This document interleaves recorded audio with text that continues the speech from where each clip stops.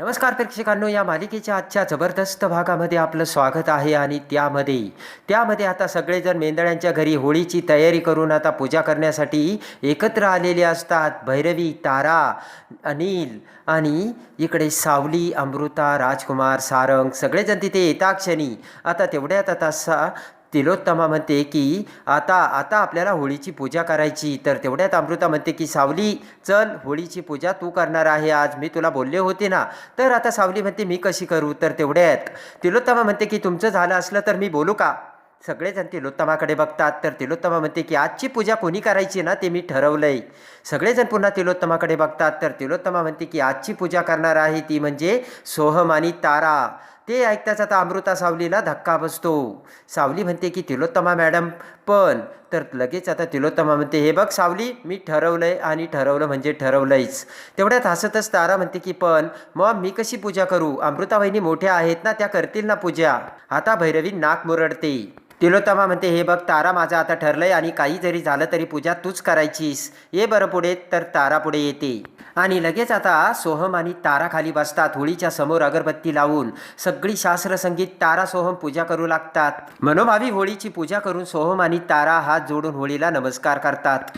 आता त्यानंतर तिलोत्तमा आणि चंद्रकांतराव होळीची पूजा करतात. तर आता अमृता आणि राजकुमार येतात आणि त्यानंतर आता सारंग आणि सावली दोघेही मनोभावे पूजा करण्यासाठी खाली बसतात. सावली हळदी कुंकू लावून पूजा करते आणि आता सावली पाठोपाठ आता भैरवी तिथे येऊन भैरवी पूजा करते. तिलोत्तमा, सोहम, तारा सगळेजण भैरवीकडे बघू लागतात आणि त्यानंतर आता नील आणि बबलू दोघेही आता पूजा करतात आणि त्यानंतर सगळेजण होळी पेटवतात आणि बबलू, नील सगळेजण मोठमोठ्याने ओरडतात आणि सगळेजण आता बबलू आणि त्यांची मजा बघत उभे असतात. आता इकडे सगळेजण होळीला प्रदक्षिणा घालू लागतात. तारा पुढे, पाठीमागे सावली आणि त्यांच्या पाठीमागे भैरवी असते. सगळेजण होळीला प्रदक्षिणा घालत असताना भैरवी आता सावलीच्या पायामध्ये लात आडवी घालते आणि त्या क्षणी आता सावली ही तिचा तोल जाऊन खाली पडू लागताच आता सावलीचा तोल ताराच्या अंगावरती जातो आणि तारा ही होळीमध्ये पडू लागते आणि त्याच वेळेस आता सावली ताराचा हात धरते आणि ते सगळे बघून आता सगळ्यांना धक्का बसतो. तर तारा म्हणते की सावली, तू काय वेडी आहेस का, अगं माझा जीव गेला असताना माझा कशाला अंगावर पडलीस. तेवढ्यात आता सावली म्हणते तारा मॅडम, माझ्या पायात कुणीतरी पाय घातला. तेवढ्यात आता भैरवी म्हणते तारा, तू बरी आहेस ना. भैरवी म्हणते काय सावली, तुझ्यामुळे माझ्या ताराचा जीव गेला असता आणि काय केलंस तू. सोहमय्या आता सावलीला बोलू लागतो. तिलोत्तमा म्हणते की ते सगळं नंतर बोला, अगोदर तुम्ही तिला आतमध्ये घेऊन जा. आणि आता ताराला घेऊन सगळेजण आतमध्ये जातात. तिकडे सावली भैरवीला म्हणते की काय केलं माही तुम्ही. तर भैरवी म्हणते मी काय केलं. सावली म्हणते की माझ्या पायात पाय आडवा घालून माझा जीव घेण्याचा प्रयत्न केला का. भैरवी म्हणते अय्या, तुला कळलं का सावली. आणि आता भैरवी म्हणते की मला तुझी अजिबात परवा नाही, गेला असता जीव तर गेला असता, त्यात मला काय करायचं. सावली म्हणते की तुम्हाला तुमच्या मुलीची सुद्धा परवा नाही का, आणि जर तुमच्या मुलीचा जर जीव गेला असता तर मग. भैरवी म्हणते की मी जे काही केलंय आता ते माझ्या मुलीसाठी केलंय. माझ्या मुलीचा तू आवाज विकत घेतलायस ना. भैरवी म्हणते की माझ्या मुलीवरती माझा किती जीव आहे तुझा माहिती नाही सावली, कारण माझ्या मुलीसाठी मी तुझा आवाज विकत घेतला आणि ते मी घेऊ शकते. भैरवी म्हणते की आणि तू काय केलंयस, पुन्हा तुझा आवाज माझ्या ताराकडून वचन मोडून तू परत घेतलास आणि माझं आयुष्य बर्बाद केलं. माझ्या मुलीच्या आयुष्याला तू काळीमा फासलास. माझ्या घराण्याची इज्जत तू धुळीला मिळवलीस. माझ्या घराण्याची इज्जत तू विशीवर टांगलीस. अजून काय करायचं बाकी आहे सावली, असे आता भैरवी सावलीला बोलते. भैरवी म्हणते की आणि माझी चूक झाली असताना मी तुझ्या घरी माफी देखील मागायला आले होते. तिलोत्तमाची माफी मागितली, तुझी माफी मागितली, पण त्या तिलोत्तमाने माझ्याबरोबर काय केलं आठवते सगळं सावली. आणि माझ्या तोंडाला काळं फासून मला तू धक्के मारून बाहेर काढलं तुम्ही सगळ्या लोकांनी. आणि इकडे आता भैरवी म्हणते की अशी कशी सोडू मी तुला आणि तुझ्या घरच्यांना. बोट करत आता भैरवी म्हणते बघ आता तू सावली, मी तुला आणि तुझ्या घरच्यांचा कसा हिशोब घेते ते. तुझ्या घरच्यांना आणि तुला नाही या होळीमध्ये होरपळून टाकलं ना तर नाव भैरवी लावणार नाही, असे आता भैरवी सावलीला बोलते. आणि इकडे आता सावली म्हणते की असा वाईट विचार करू नका भैरवी माई, तुमच्या या वाईट विचारांनाच तुम्ही या होळीमध्ये जाळून टाका आणि दहन करा. आणि आता भैरवीला राग येतो. भैरवी सावलीला म्हणते काय सावली, काय बोललीस, हे सगळं मी विसरून जाऊ का. अगं आता ते शक्य नाहीये. भैरवी म्हणते की सावली, तू जे माझ्यासोबत केलं ते मी कधीच विसरणार नाही, एवढं तू लक्षात ठेव.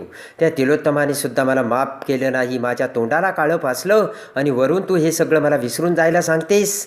अजिबात नाही सावली, आयुष्य जरी संपलं तरी मी ही गोष्ट कधीच विसरणार नाही, असे आता भैरवी सावलीला बोलते. भैरवी म्हणते की नाही, एक दिवस तुझ्या घरच्यांना तुझ्या सकट या होळीमध्ये जाळलं ना तर नाव भैरवी लावणार नाही. आता सावलीला धक्का बसतो. ते ऐकताच आता सावली म्हणते की माई, माझ्या घरच्यांना काही करण्याच्या अगोदर तुम्हाला मला पार करावं लागेल आणि मी हे असं कधीच होऊ देणार नाही.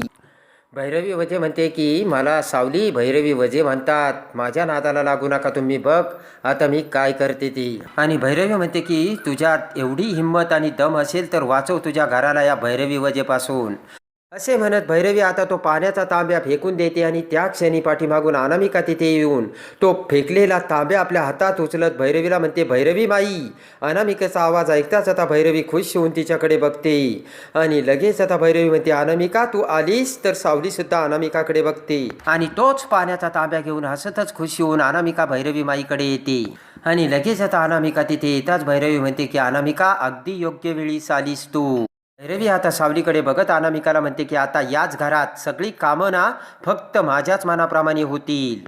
अनामिकाचा हात धरून अनामिकाला वेलकम करत भैरवी म्हणते, चल अनामिका घरात. आता इकडे तारा ही घरामध्ये बसलेली असते आणि भैरवी आता पाठीमागून अनामिकाला घेऊन तिथे येते. पटकन आता मलम घेत आता भैरवी म्हणते, तारा हे बघ मी तुला मलम लावून देते. तारा म्हणते, मला नाही लावायचा. भैरवी म्हणते, असं काय करतेस तारा. आता भैरवी ती मलम सोहमकडे देते आणि म्हणते की सोहम तू एक काम कर, तूच तिला लाव. आणि तेवढ्यात आता अनामिका पाठीमागून भैरवीला हाक मारते. सगळेजण अनामिकाकडे बघतात, ही कोण आता नवीन आली असा विचार सगळ्यांच्या डोक्यात येतो. भैरवी म्हणते, अगं अनामिका ये अशी पाठीमागे काय उभी आहेस, ये पुढे ये. आता त्या मुलीकडे बघत म्हणजे अनामिकाकडे बघत चंद्रकांतराव म्हणतात, ही मुलगी कोण. तर भैरवी म्हणते की ही अनामिका. तिलोत्तमा, अगं मी तुला म्हटलं होतं ना आपल्या घरात कोणीतरी कामासाठी मदतीला मुलगी पाहिजे म्हणून. भैरवी म्हणते की म्हणून तिलोत्तमा मी या मुलीला अनामिकाला इथे काम करायला बोलावलं. तिलोत्तमा म्हणते की या अगोदर तू कुठेतरी काम करायचीस का. तिलोत्तमा म्हणते की म्हणजे तुला कामाचा कुठे एक्सपिरियन्स आहे का. अनामिका बोलायला लागता क्षणीकडे भैरवी म्हणते, नाही या अगोदर तिने कुठेच काम केलं नाही तिलोत्तमा. आणि भैरवी म्हणते की आज लहानपणापासून अनाथाश्रमातच वाढली आणि अनाथाश्रमात वाढल्यामुळे नोकरी शोधत होती. तेव्हा मीच तिला म्हटलं चल मी तुला जॉब देते म्हणून. आणि मीच तिला सांगितलं जोपर्यंत तुला एखादा चांगला जॉब भेटत नाही तोपर्यंत तू इथेच काम कर म्हणून. भैरवी म्हणते की म्हणजे अमृताला देखील मदत होईल आणि सावलीला देखील कामात तिची मदत होईल म्हणून मीच तिला बोलून घेतलं.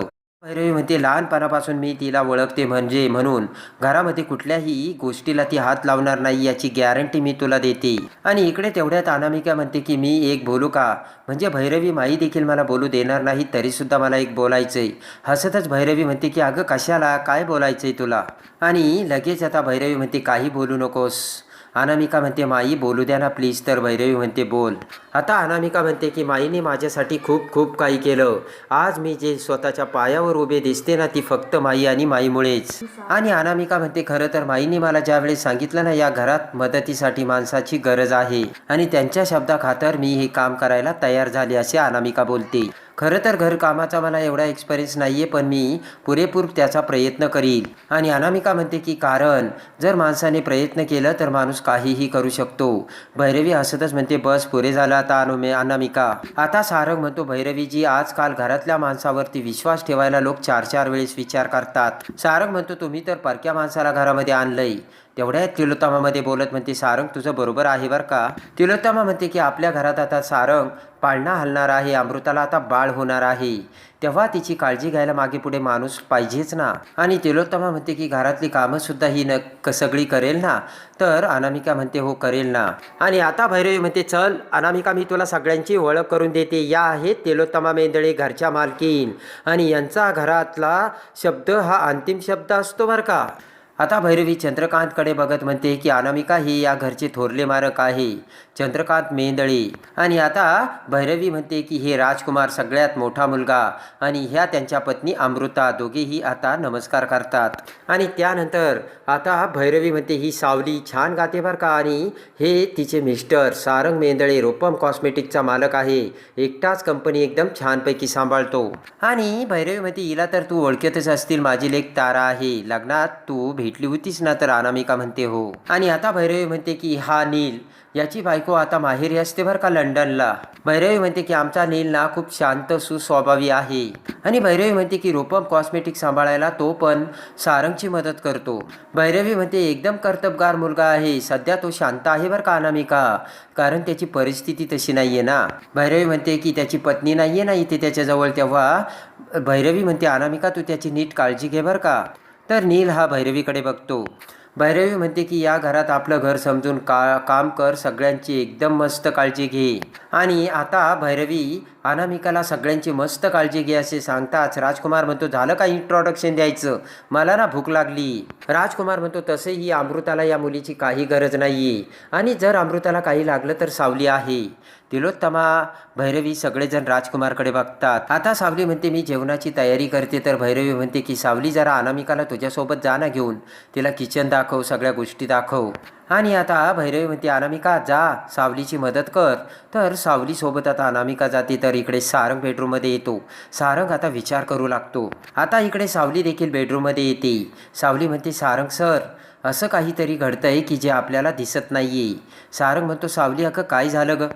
सावली म्हणते की माईंचं काय चाललंय तेच काही कळत नाही. पण सावली म्हणते की माईंचं जे काही चाललंय ना ते आपल्या घराच्या हितासाठी नाहीये. सारंग म्हणतो की बरोबर आहे सावली तुझं, पण आपल्या घरात कामासाठी मदतीसाठी भैरवीने या मुलीला आणलंय. तेव्हा तुझा या मुलीवर संशय आहे, भैरवीवर संशय आहे, पण तुझ्यावर कोण विश्वास ठेवील. सावली म्हणते कोणी माझ्यावर विश्वास ठेवू अगर नको ठेवू, पण माझा ना या गोष्टीवर माझ्यावर पूर्ण विश्वास आहे. आणि मी माझ्या विश्वासावर ठाम राहून हे सगळं सिद्ध केलं तर सगळ्यांचा विश्वास बसेलच की. सारंग म्हणतो की सावली तू फक्त तर्क लावू शकतेस, पण तुझ्याकडे कुठलाही पुरावा नाहीये. सावली म्हणते सारंग सर या सगळ्यांच्या मुळाशी डॉक्टर साखरे आहे. भैरवींच्या हालचाली, भैरवींचं वागणं हे सगळं डॉक्टर साखरे यांच्यासोबत आहेत. सावली म्हणते की मला खात्री आहे माझ्या सगळ्या प्रश्नांची उत्तरे डॉक्टर साखरे देऊ शकतील. ते ऐकून आता सारंग उठून उभा राहत सावली समोर येतो आणि म्हणतो हे बघ सावली, साखरे डॉक्टरांबद्दल तुझं जे मत आहे कदाचित ते खरं असेल. सारंग म्हणतो की मला एवढंच म्हणायचं सावली तू काळजी घे, त्यांच्याशी भेट, त्यांच्याशी बोल. सारंग म्हणतो की पण सावली तू जरा सावध राहा, कारण या जगात काय चाललंय ना त्याची तुला अजून माहिती नाहीये. तर आता सावली म्हणते सारंग सर तुम्ही काळजी करू नका, मी सुद्धा चांगला धडा घेतला आहे. आता मी जे करेन ते योग्य काळजीपूर्वक करेन आणि पूर्ण तयारीनिशी करेन. आणि त्यानंतर आता सावली ही पुन्हा आता भैरवीचं पितळ उघड्या करण्यासाठी आणि डॉक्टर साखरेकडून सत्य बाहेर काढण्यासाठी जगन्नाथच्या घरी जाते. त्याच वेळेस आता सावली ही बाहेर गेली हे सत्य भैरवीला कळताक्षणी भैरवी ही तिलोत्तमाकडे येते. भैरवी तिलोत्तमाला म्हणते की ही सावली जशी दिसते ना तेवढी साधी नाही आहे तिलोत्तमा. आता बघ काय शोधायला आणि काय माहिती काढायला ही घराच्या बाहेर पडली. तर तिलोत्तमाला धक्का बसतो. इकडे सावली जगन्नाथच्या घरी येऊन आता जगन्नाथला सगळी हकीकत सांगते. अलका म्हणते की जगन्नाथजी तुम्ही एकदा बघा ना, सावली मोठ्या आशेने तुमच्याकडे आली. आता इकडे तिलोत्तमा आणि चंद्रकांतराव बसलेले असताना अनामिका त्यांच्याकडे येते. तर चंद्रकांतराव अनामिकाला तिचे पूर्ण नाव विचारतो. तेव्हा आता लगेच अनामिका म्हणते की माझे नाव अनामिका अनंत अकोलकर. तर ते ऐकता चंद्रकांतराव म्हणतात की एकदम भारदस्त नाव आहे. आणि चंद्रकांतराव म्हणतात की अगदी ठरवून ठेवल्यासारखं नाव आहे. ते ऐकताच आता अनामिका डचकते. तर आता चंद्रकांतराव अनामिकाला दुसरा प्रश्न विचारतात आणि म्हणतात की भैरवी आणि तुझी पहिली भेट कुठे झाली. तर अनामिका डचकते. आता इकडे तिलोत्तमा खाली येते. त्याच वेळेस आता सावली ही जगन्नाथच्या घरातून तिची पिशवी घेऊन आता पुन्हा घरामध्ये येते. तर समोर तिलोत्तमा असते. तर सावली तिलोत्तमाला बघून डचकते आणि सावली आता तिलोत्तमाकडे बघते. तर आता सावली डॉक्टर साखरेचे भयानक सत्य घेऊन आणि जगन्नाथसोबत भयानक प्लान करून आता पुन्हा घरी आलेली असते. तर आता सावली डॉक्टर साखरेचे भयानक सत्य तिलोत्तमाला सांगून अनामिका आणि भैरवीचे पितळ कसे उघडे करते हे बघण्यासाठी आणि या मालिकेच्या डेली अपडेटसाठी आपल्या चॅनलला लाईक करा, सबस्क्राईब करा.